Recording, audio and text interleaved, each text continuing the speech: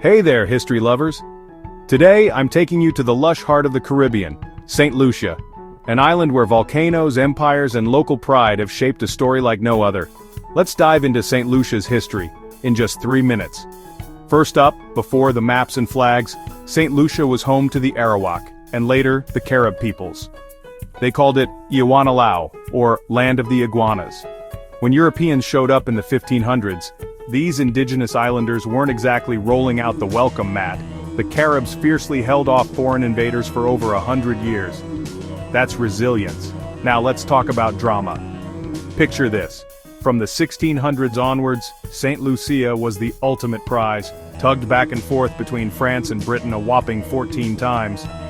That's why they called it the Helen of the West Indies. Beautiful and hotly contested.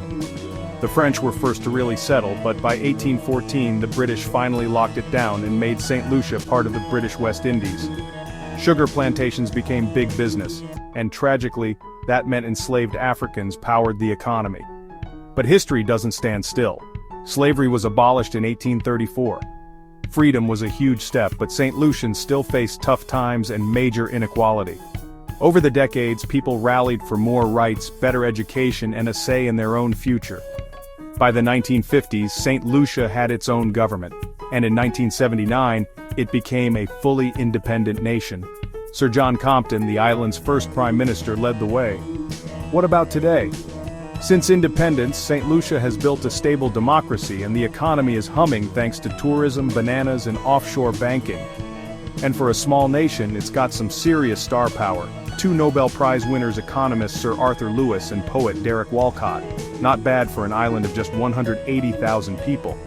Saint Lucia now dazzles with its volcanic peaks, the Pitons, its Creole culture, and festivals like Junin Creole and Carnival.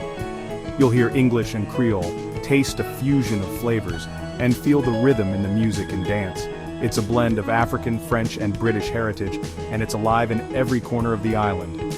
So there you have it, the epic history of Saint Lucia, from indigenous roots and colonial clashes to independence and cultural pride.